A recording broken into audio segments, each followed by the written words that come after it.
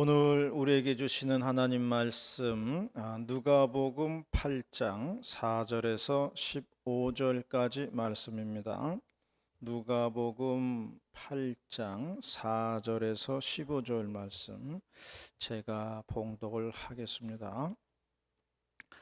각 동네 사람들이 예수께로 나와 큰 무리를 이루니 예수께서 비유로 말씀하시되 씨를 뿌리는 자가 그 씨를 뿌리러 나가서 뿌릴새 더러는 길가에 떨어지매 밟히며 공중의 새들이 먹어버렸고 더러는 바위 위에 떨어지매 싹이 났다가 습기가 없으므로 말랐고 더러는 가시떨기 속에 떨어지매 가시가 함께 자라서 기운을 막았고 더러는 좋은 땅에 떨어지매 나서 100배의 결실을 하였느니라.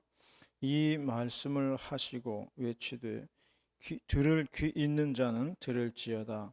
제자들이 이 비유의 뜻을 물으니 이르시되 하나님 나라의 비밀을 아는 것이 너희에게는 허락되었으나 다른 사람에게는 비유로 하나니 이는 그들로 보아도 보지 못하고 들어도 깨닫지 못하게 하려 함이라.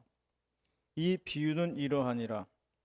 씨는 하나님의 말씀이요 길가에 있다는 것은 말씀을 들은 자니 이에 마귀가 가서 그들이 믿어 구원을 얻지 못하게 하려고 말씀을 그 마음에서 빼앗는 것이요 바위 위에 있다는 것은 말씀을 들을 때 기쁨으로 받으나 뿌리가 없어 잠깐 믿다가 시련을 당할 때에 배반하는 자요 가시떨기에 떨어졌다는 것은 말씀을 들은 자이나 지내는 중 이생의 염려와 재물과 향락의 기운이 막혀 온전히 결실하지 못하는 자요 좋은 땅에 있다는 것은 착하고 좋은 마음으로 말씀을 듣고 지키어 인내로 결신하는 자니라. 아멘. 어제 토요일은 설교를 준비하는 날인데요. 그런데 도무지 말씀이 떠오르지가 않는 것이에요. 그럴 때 설교자는 되게 갑갑합니다. 말씀이 떠올라야 뭘 준비를 하죠. 그래서 생각했어요. 책상에 앉아서 고민하지 말고 나가보자. 나가서 마당에 잡초라도 좀 베어보자. 그리고 이제 낫을 들고 이제 나가봤죠. 풀 비다 보면은 뭐 생각이 나는 게 있겠지 하고 낫을 들고 한 줄 비는데 진짜로 말씀이 생각이 났어요. 한 줄 딱 폈는데 말씀이 생각나더라고요. 그래서 낫과 장갑을 놔두고 들어와서 설교 작업을 했습니다. 나머지 풀들이야 뭐 아무 때나 비면 되는 거니까 그건 뭐 중요하지가 않죠. 오늘의 본문의 말씀은 씨앗을 뿌려서 30배, 60배, 100배의 결실을 거둔다는 그러한 말씀입니다. 어떻게 할 수가 있는지 오늘 말씀을 통해서 보도록 하겠습니다. 첫 번째로는 묵은 땅을 기경하는 작업이 있어야 한다는 것이에요. 우리 마음에 묵은 땅을 기경해야 한다는 것입니다. 8절 말씀 다 같이 봉독하겠습니다. 8절 말씀 시작. 더러는 좋은 땅에 떨어지매 나서 100배의 결실을 하느니라. 이 말씀을 하시고 외치시되 들을 귀 있는 자는 들을지어다. 지난주에는 배추 모종을 심었는데요. 그런데 심기 전에 해야 할 일이 있습니다. 그것은 땅을 갈아 엎어주는 일이었습니다. 땅이 시간이 지남에 따라 가지고 땅이 단단하게 굳어져 있어요. 그걸 갈아 엎어주는 게 중요합니다. 그래서 갈아 엎으면서 땅을 부드럽게 해주는 것인데요. 우리가 열매를 얻기 위해서는, 결실을 얻기 위해서는 먼저 땅을 갈아엎는 작업이 먼저라는 거지요. 갈아엎어서 부드럽게 해주는 것이 제일 먼저 해야 할 작업이라는 것입니다. 기계를 이용하는 사람들 보니까 꼭 밭을 콩가루 만들어 놓듯이 그렇게 해놓은 것을 볼 수가 있습니다. 그러한 부드러운 땅에, 그렇게 부드러운 땅에다가 씨앗을 심든지 모종을 심어야 한다는 것이지요. 사람이 태어나면서 늙어가는데요, 우리가 몸으로 느낄 수 있는 변화가 있습니다. 그건 뭐냐면은 점점 우리 몸이 굳어져 간다는 것이에요. 어릴 때는 몸이 노골노골해져 가지고 뭐 다리 찢기라든지 뭐 이런 걸 정말 잘해요, 어린애기들은. 그런데 조금만 시간이 흘러가면은 벌써 몸이 굳어가기 시작해요. 옛날에 하던 게 안 되는 겁니다. 중년이 되고 노년이 되면요, 더 어려워요. 나이가 들어갈수록 몸이 굳어져 간다는 것입니다. 그러면은 우리 팔다리만 굳어져 가느냐? 그렇지 않습니다. 우리 머리도 굳어져 가는 거고요, 우리의 신체 내부도 굳어져 가는 거예요. 전체적으로 굳어져 간다는 겁니다.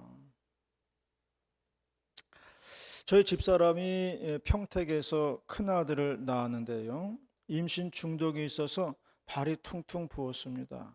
그래서 제왕절개를 해야 하는데 남편 동의를 받아야 한다는 것이에요. 의사가 제게 와서 설명을 해 주더라고요. 발이 퉁퉁 부었지만은 발만 부었겠느냐는 거예요.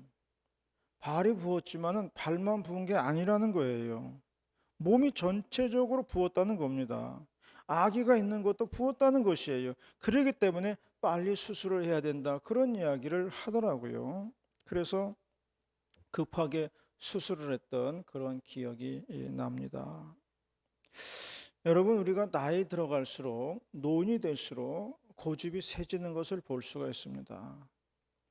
저는요, 이것도 굳어져가는 과정이라고 생각을 해요. 사고의 유연성이 떨어지는 겁니다. 사고가 부드러워지지가 않는 거예요. 그래서 우리가 나이가 들어갈수록 부드러움을 유지할 필요가 있어요. 우리의 마음뿐만이 아니라 우리의 정신뿐만이 아니라 우리의 몸도 부드러움을 유지하는 게 중요한 거예요. 유연함을 유지해야 되는 것이에요. 육체도 그렇고 정신도 그렇습니다. 우리의 마음밭을 부드럽게 만들어야 한다는 것이에요. 예레미야 선지자는 말했습니다. 너희는 묵은 땅을 기경하라고 했습니다. 그러면 그 기경된 땅에 하나님의 말씀의 씨앗을 뿌리겠다는 것입니다. 그러므로 우리가 30배, 60배, 100배의 결실을 얻으려면 먼저 우리의 묵은 마음의 땅을 갈아엎어야 한다는 것입니다. 그래서 내 심령을 부드럽게 해 주어야만 한다는 것을 말씀해 주고 있습니다. 오늘날 우리는 묵은 땅을 기경하는, 우리의 마음밭을 부드럽게 해주는 그런 작업이 필요하다고 하는 것을 여러분들이 잊지 마시기를 바랍니다. 자, 그러면 어떻게 부드럽게 할 것이냐? 그것은요, 예수님의 사랑의 마음을 갖는 것입니다. 우리가 예수님의 사랑의 마음을 가질 때에 심령이 노골노골해지고 부드러워지는 것이에요. 오늘날 우리는 비대면 시대를 살고 있습니다. 사회적 거리두기를 하고 있습니다. 사람을 멀리하는 세상입니다. 사람이 가까이 오면 두려워하는 세상이 되고 말았어요. 그런데요, 사람은 사랑을 먹고 사는 존재예요. 사람은 사랑을 하고 주고 받으면서 살아가는 존재가 사람입니다. 이게 없으면요, 사람은 병들게 되어 있어요. 그래서 지금의 이런 상태가 오래가면요, 사람들이 정신적으로 병들게 되어 있습니다.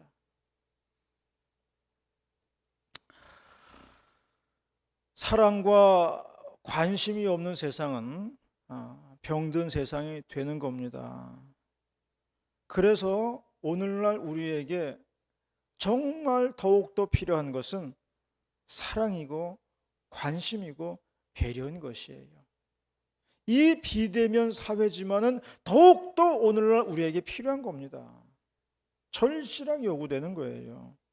그래서 지금은 더욱더 하나님의 사랑이 필요한 시점입니다. 예수님의 사랑이 더욱더 필요한 시점이에요. 사람이 돈이 없어서 죽는 게 아니에요. 정신적으로 버틸 힘이 없으니까 죽는 겁니다. 이러한 시대에 우리를 강하게 하는 것이 사랑인 줄로 믿으시기를 바랍니다. 칭찬은 고래도 춤추게 한다고 했습니다. 사랑은 오래 참고 온유하다고 했습니다. 사랑은 성내지 않는다고 했습니다. 사랑은 모든 것을 참고 견딘다고 했습니다. 이러한 사랑을 회복하는 저와 여러분이 되시기를 바라겠습니다. 두 번째로 말씀하는 것은 결실을 얻으려면은 먼저 마음속의 잡초를 제거해야 한다는 것입니다. 14절 말씀 다 같이 봉독합니다. 14절 말씀 시작. 가시소에게 떨어졌다는 것은 말씀을 들은 자이나 지내는 중에 이승의 염려와 재물과 향락의 기운이 막혀 온전히 결실하지 못하는 자이라. 농사는 한마디로 말하면은 잡초와의 싸움이라고 할 수가 있어요. 잡초 제거하는 게 보통 일이 아닙니다. 그런데 이 잡초는 얼마나 잘 자라는지 몰라요. 알곡은 그저 애지중지해야 그냥 겨우 하나 자랍니다. 그런데 잡초는 애지중지하지 않아도 시멘트, 콘크리트 바닥에서도 뭐 자라니까요. 근데 알곡은 진짜 조심조심 해야 돼요. 지난주에 배추 모종 심은 것이 비가 오고 나서는 여러 개가 죽으려고 그러더라고요. 그런데 보니까 제가 심는 방법이 잘못됐더라고요. 그 모종을 심은 다음에 위에다가 좀 흙을 좀 얹어줘야 돼요. 뿌리가 좀 흙을 좀 닿아야 되는데 뭐 그냥 흙 없이 그냥 모종만 갖다 심어 놓으니까 비가 오고 나서는 다 이제 죽으려고 그러더라고요. 역시 뿌리가 흙에 좀 닿아야지만 되는 것 같아요. 돌덩이 위나 뭐 딱딱한 길바닥에서는 안 되는 겁니다. 그래서 일일이 그 흙을 덮어주고 뭐 이렇게 하다 보니까 꽤 많은 시간이 가더라고요. 이와 같이 알곡을 하나 얻으려고 하면은 수고가 많이 들어가게 되어 있다는 것입니다. 예전에 어느 목사님 글을 읽어보았는데요. 우리 교단 신문에 기고문을 올려가지고 읽어보았는데 그분은 말하기를 자기는 생명 사역을 한다는 거예요. 그래서 밭에 있는 잡초도 뽑지 않고 다 같이 키운다는 겁니다. 잡초도 생명이기 때문에 잡초도 키우고 곡식도 키우고 그런다는 거예요. 그리고 사진이 한 장 올라왔는데 밭에 사진이 올라왔는데 밭을 보니까 난장판이더라고요. 잡초도 생명이니까 뽑지 않는다는 이론. 그래서 나는 고민이 되더라고요. 이게 맞는 말인가? 그래서 장로님한테 물어봤더니 틀린다고 그러시더라고요. 아니 알곡과 가라지가 있는 건데 그게 맞느냐고 그러시더라고요. 그래서 알았어요. 아, 그분이 잡초를 뽑기 싫어가지고 그런 말을 했나 보다. 그런 생각 들더라고요. 잡초도 안 죽이는 게 생명사역이면은 여름에 모기도 안 잡아야 되고 파리도 안 잡아야 되는 거예요. 응? 그분의 말이 틀린 말이에요. 성경은 우리의 믿음을 자라지 못하게 하는 몇 가지 요소를 말했습니다. 내 마음속의 요소도 있고요. 주변 환경에 대한 요소도 있습니다. 믿음을 방해하는 데에는 사탄 마귀도 역사를 한다고 했습니다. 그런데 우리는 이러한 잡초를 제거해야 우리의 믿음이 자라고 100배의 결실을 한다고 말씀하고 있는 것입니다. 지난주에는 자전거를 타고 가다가 아름다운 장면을 보았어요. 그림을 볼까요?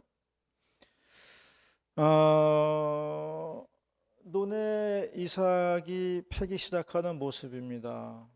자전거 길을 따라가는데 저 모습이 보였어요. 그래서 사진 몇 장을 찍었습니다.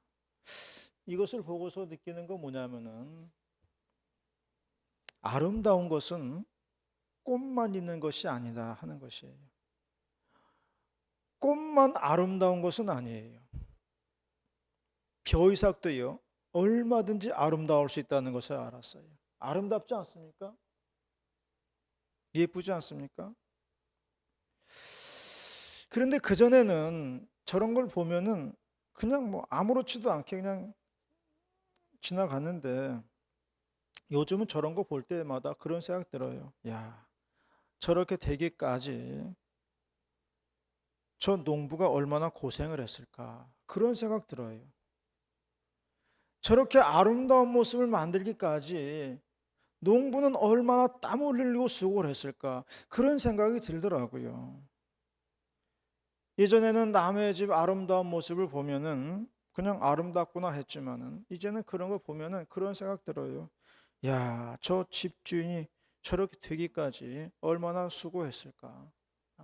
집주인이 얼마나 고생하고 땀을 흘리고 수고했을까. 그런 생각이 다 들더라고요. 여러분, 무엇이든지 공짜로 얻어지는 것은 없습니다. 땀을 흘리는 애쓰는 수고와 희생이 들어가야 탐스러운 열매를 얻게 되는 것입니다. 그러므로 우리가 하나의 결실을 얻기까지에는 각고의 노력이 들어가야 한다는 것입니다. 사람들은 100배의 결실만을 기다리고 있어요.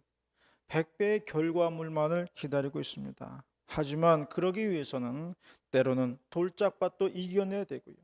때로는 가시덤불도 이겨내고요. 때로는 뜨거운 햇빛도 견뎌내야 하는 것입니다.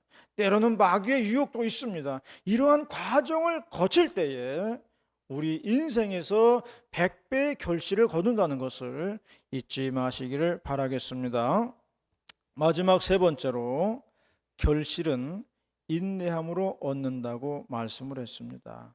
15절 말씀을 다 같이 봉독합니다. 15절 말씀 시작. 좋은 땅에 있다는 것은 차고 좋은 마음으로 말씀을 듣고 지키려 인내로 결실하는 자니라. 우리나라 말에 운물에서 숭늉 찾는다 그런 말이 있어요. 저는 처음에는 이 말이 무슨 뜻인지를 몰랐어요. 그런데 숭늉을 만들려면은 먼저 밥을 해야 되죠. 누룽지가 생기면은 물을 넣고 끓여야 됩니다. 시간이 많이 걸리는 작업이에요. 그래야 구수한 숭늉을 먹게 되는데요. 시간이 많이 걸린다는 거지요. 그거를 운물에서 찾는다는 거예요. 농부가 씨앗을 뿌리면 식물이 뿌리를 내려야 되고 자라야 되고 꽃이 피고 열매를 맺는 과정이 있어야 합니다. 한 단계도 건너뛸 수는 없어요. 그러므로 순서를 기다려야 되는 것이에요. 마찬가지로 인생의 열매를 거두는 데에도 많은 시간이 필요한 것입니다. 그래서 성경 본문에서는 인내로서 결실한다고 말씀을 했어요. 참는 마음이 있어야 한다는 것이지요. 저는 9월 달만 되면은 비염이 찾아오거든요. 9월 달이잖아요. 그래서 8월 말만 되면은 조짐이 좀 보이다가 힘든 9월 달을 맞이하게 됩니다. 그런데 놀랍게도 올해는 비염이 안 찾아왔어요. 물론 뭐 희미하게는 뭐 있다고 하겠지만은 그래도 이런 적은 없었어요. 그런데 제가 한 것이 하나 있는데 맥주 감사절 때 마늘 들어왔잖아요. 맥주 감사절 때 마늘 들어온 거 제가 매일같이 하루에 한 통씩 구워 먹었거든요. 약 먹는 기분으로 약 먹는다 생각하고 매일 하루에 한 통씩 구워 먹은 것밖에는 없어요. 그렇다고 해서 또 마늘 때문에 나았다 그렇게 말하기도 어려워요. 왜냐하면 뭐 증명해 보일 수가 있어야죠. 마늘 때문에 됐다 이 증명할 수가 없는 거예요. 하지만 중요한 것은 매일같이 하루도 안 빠뜨리고 하여간 먹었다는 겁니다. 여러분, 매일같이 한다는 게 쉬운 일이 아니더라고요. 귀찮기도 하고요. 매일 먹으려니까 질리기도 하고요. 그래요. 그래도 끈기 있게 했더니 어쨌든 올해는 조용하게 9월 달을 맞이하고 있습니다. 단군 신화를 보면은 그런 이야기가 있어요. 호랑이하고 곰이 사람이 되기 위해서 굴속에 들어갑니다. 거기서 쑥과 마늘을 먹고 100일을 버티게 되거든요. 그러면 사람이 된다는 거예요. 그런데 호랑이는 성질이 급해가지고 며칠 하다가 그냥 뛰쳐나와 버리고 말았어요. 그런데 곰이 끈기 있게 굴속에서 100일 동안 쑥과 마늘을 먹고서 사람이 되었다는 이야기입니다. 이게 단군 신화 이야기인데요. 곰의 인내와 끈기를 말해주고 있는 겁니다. 요즘 우리는 인내가 필요한 시간을 보내고 있습니다.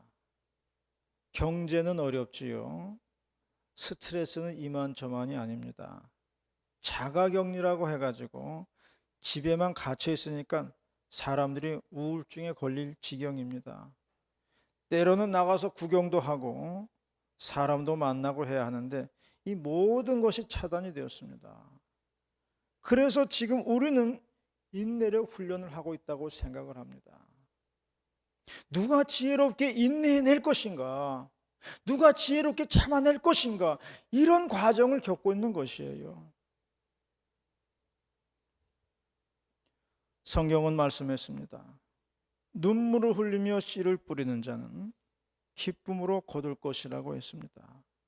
눈물을 흘리며 씨를 뿌리고 갖은 고초를 다 겪고 인내를 했을 때에 감격스러운 수확을 거두게 된다는 것을 말해주고 있습니다.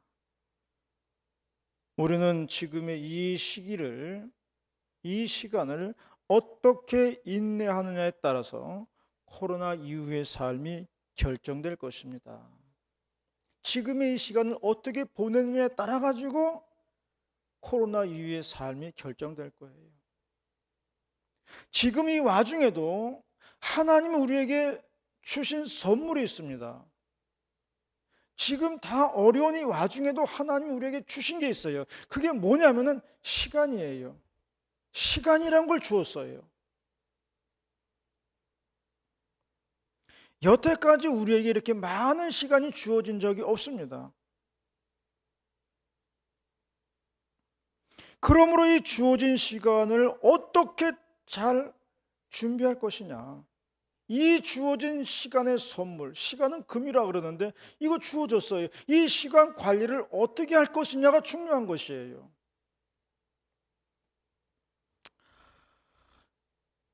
그리고 이 주어진 시간을, 그리고 이 과정을, 인내의 과정을 잘 준비할 때에 우리 인생에는 값비싼 결실을 거두게 될 줄로 믿습니다. 지금의 이 인내의 시간에는 미래를 대비하는 것이에요.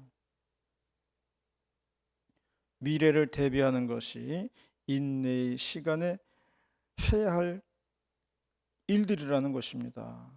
이러한 인내의 과정을 거치는 자들에게는 미래가 열릴 것입니다. 하나님이 시간을 주셨습니다. 이 시간은 미래를 준비하는 시간이라는 것이에요. 지금 인내하는 시간이지만 준비하는 시간이에요. 준비할 때에 앞으로 우리에게는 밝은 미래가 열릴 줄로 믿습니다. 지금의 이 시간, 그래서 중요한 것입니다. 인내로 미래를 열어가는 저와 여러분이 다 되시기를 축원합니다. 기도하시겠습니다.